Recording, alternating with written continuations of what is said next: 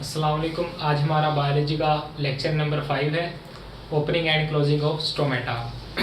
तो आज हमने इसके बारे में थोड़ा सा स्टडी करना है कि opening and closing of stomata का टॉपिक जो हमारी बुक के अंदर एक्सप्लेन है ट्रांसपैरेशन के बाद वाला, तो उसके बारे में थोड़ा सा हमने डिटेल में समझना है।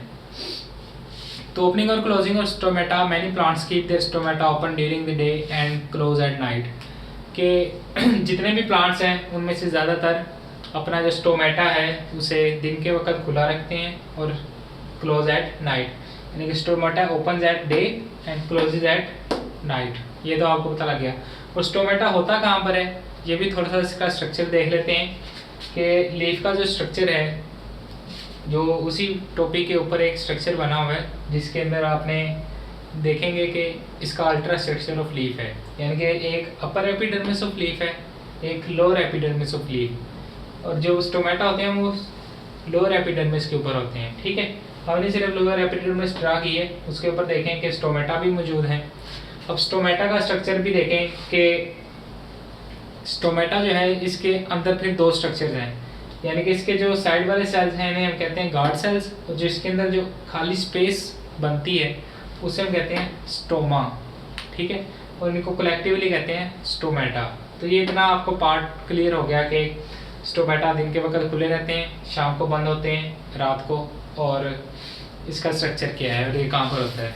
अब उसके बाद आगे it is responsibility of stomata to regulate transpiration by the action of guard cells. तो कह रहे हैं कि जो ट्रांसपायरेशन हमने पढ़ा था कि जो इवेपोरेटिव लॉस ऑफ वाटर है उसे कंट्रोल कौन करता है, स्टोमेटा। किस तरह, गार्ड सेल्स के एक्शन से। अब देखें स्टोमेटा के गार्ड सेल्स हैं दो।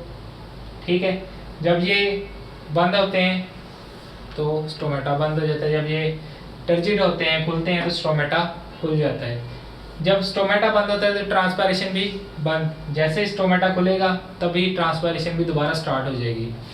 अब इतना आपको पता लग गया कि ट्रांसपायरेशन भी स्टोमेटा की वजह से होती है, स्टोमेटा के गार्ड सेल्स के एक्शन की वजह से। अच्छा जी, उसके बाद है the two guard cells of stomata are attached together at their ends. दोनों जो गार्ड सेल्स हैं वो दोनों एंड्स पर आपस में अटैच हैं। The inner concave side of the guard cells that encloses the stoma are thicker than the outer convex sides। अच्छा जी, अब देख लेते हैं कि पहले अब आपको थोड़ा सा समझा दें कि कन्वेक्स और कनकेव में क्या फ़र्क है। अब आपने फिजिक्स के अंदर आपने कन्वेक्स लेंस कनकेव लेंस पढ़े होंगे, 8th क्लास में भी हैं। अब देखें कन्वेक्स लेंस कैसा होता है, जो सेंटर से थिक और साइडों से थिन होता है, उसे हम कन्वेक्स शेप कहते हैं। और जो इसके बिल्कुल उलट हो, यानी कि जो कॉर्नर्स हैं वहाँ से थिक और सेंटर से थिन हो, उसे हम कनकेव कहते हैं। अब वो जो एक गार्ड सेल है उसका स्ट्रक्चर बता रहा है कि गार्ड सेल का स्ट्रक्चर कहता है कैसा है। वो कह रहा है कि द इनर कनकेव साइड, यानी कि ये मैंने गार्ड सेल ड्रा किया है, इसकी देखेंगे इनर साइड क्या है, कनकेव। ठीक है, इनर कनकेव साइड है और बाहर वाली साइड से क्या है, आउटर कन्वेक्स साइड, बाहर से कन्वेक्स लेंस की तरह से है, और इनर साइड इसकी कनकेव साइड है। तो गार्ड सेल का स्ट्रक्चर भी आपको पता लग गया। उसके बाद देखें when guard cells get water and become turgid, their shape is are like two veins and stomata between them opens। अच्छा जी, वो कह रहे हैं कि दोनों गार्ड सेल्स आपस में मौजूद हैं, जैसे ही इनके अंदर वाटर फिलअप होता है तो ये टर्जिड हो जाते हैं, यानी कि तन जाते हैं। पहले ये क्या है, फेलिसिड, यानी कि डीले डाले पड़े हुए हैं। जैसे इनके अंदर वाटर एंटर होगा तो ये क्या हो जाते हैं, टर्जिड। टर्जिड हो गए, तन जाएंगे, और इनके दरमियान में जो स्टोमा था, जो स्पेस होनी चाहिए वो खुल जाएगी। तो हम क्या कहेंगे, stomata are open. Turgid, turgid क्यों होते हैं, जब इनके अंदर वाटर मौजूद हो, यानी कि जब ये वाटर एब्जॉर्ब कर लें। और फेलिसिड कब होते हैं, जब इनसे वाटर निकल जाए। तो ये भी आपको पता लग गया। अब सेकंड पैराग्राफ पर आ जाते हैं कि वो कह रहे हैं कि स्टोमेटा गार्ड सेल्स टर्जिड किस तरह होते हैं और फेलिसिड क्यों होते हैं। अगला पैराग्राफ इसके बारे में। अब चैप्टर नंबर 4 में आपने देखा था कि जो सॉल्यूट कंसंट्रेशन है वो एक्ट करती है इनकी टर्जिडिटी और फेलिसिडिटी पर। अब देखें जैसे ही जो स्टोमेटा के गार्ड सेल्स हैं उनके अंदर वाटर नहीं होगा तो वो फेलिसिड हो जाएंगे, जैसे ही उनके अंदर वाटर ऐड होगा तो वो टर्जिड हो जाएंगी। यानी कि किस वजह से है, वाटर की वजह से, ठीक है। अब वाटर क्यों आता है, अब सेकंड पैराग्राफ इसी बारे में है कि कंसंट्रेशन ऑफ सॉल्यूट जो है वो इंपैक्ट करती है इनकी टर्जिडिटी पर। अब सॉल्यूट्स कैसे एक्ट करते हैं, तो इसके अंदर लिखा हुआ है कि लाइट जो है एक्ट करती है टर्जिडिटी पर। दिन के वक्त लाइट होती है, लाइट की वजह से जो पोटाशियम आयंस होते हैं मेसोफिल सेल्स में, जो साइटोमर होते हैं, वो मूव करके आ जाते हैं गार्ड सेल्स में। यानी कि दिन के वक्त गार्ड सेल्स के अंदर पोटाशियम आयंस भी आ जाएंगे, ठीक है। पोटाशियम आयंस आ जाते हैं। अब जैसे पोटाशियम आयन आते हैं तो आपको तो पता है कि ओस्मोसिस आपने पढ़ा है कि ओस्मोसिस की वजह से वाटर जो है लोअर सोल्यूट कंसंट्रेशन से हायर सोल्यूट कंसंट्रेशन की तरफ जाता है, यानी कि जिस तरफ सोल्यूट ज़्यादा है उस तरफ वाटर मूव कर जाएगा।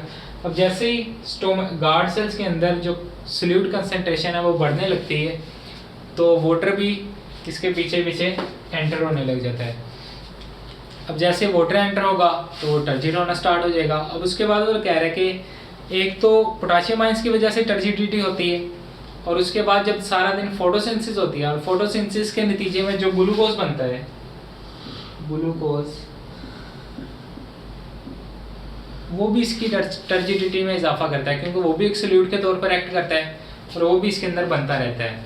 अब ये सारा दिन ओपनिंग ऑफ स्टोमेटा आपको समझ आ गई कि वाटर की टर्जिडिटी की वजह से होती है। क्यों वाटर एंटर होता है, लाइट की वजह से। लाइट की वजह से क्या होता है, पोटाशियम आयंस एंटर होते हैं, पोटाशियम आयंस एंटर होते हैं और ग्लूकोज बनता है। दो सोल्यूट्स इसके अंदर आते हैं और इसके पीछे पीछे फिर वाटर भी एंटर होता है। टर्जिडिटी आपको समझ आ गई। इसके बाद जब नाइट का टाइम है, स्टोमेटा अपनी टर्जिडिटी लूज किस तरह करते हैं। अब देखें, जैसे ही शाम हो गई, नाइट टाइम में जो सनलाइट है वो ख़त्म। सनलाइट जैसे ही ख़त्म होगी, पोटाशियम आयंस वापस, पोटाशियम आयन गार्ड सेल्स को छोड़कर वापस से जाना स्टार्ट कर देंगे। और ग्लूकोज भी, जब लाइट नहीं है, फोटोसिंथेसिस नहीं होगी, तो ग्लूकोज भी नहीं बनेगा। जब ग्लूकोज नहीं बनेगा और पोटाशियम आयंस भी वापस जाने लग जाएंगे तो वाटर भी उन आयंस के पीछे पीछे इसे छोड़ के बाहर चला जाएगा। जैसे वाटर इसमें में से रिलीज होगा तो दोबारा से फेलिसिड हो जाएगा, फेलिसिड होगा तो दोबारा से बंद। तो उम्मीद करते हैं आज का आपको टॉपिक समझ आया होगा opening and closing of stomata के बारे में। अल्लाह हाफिज़।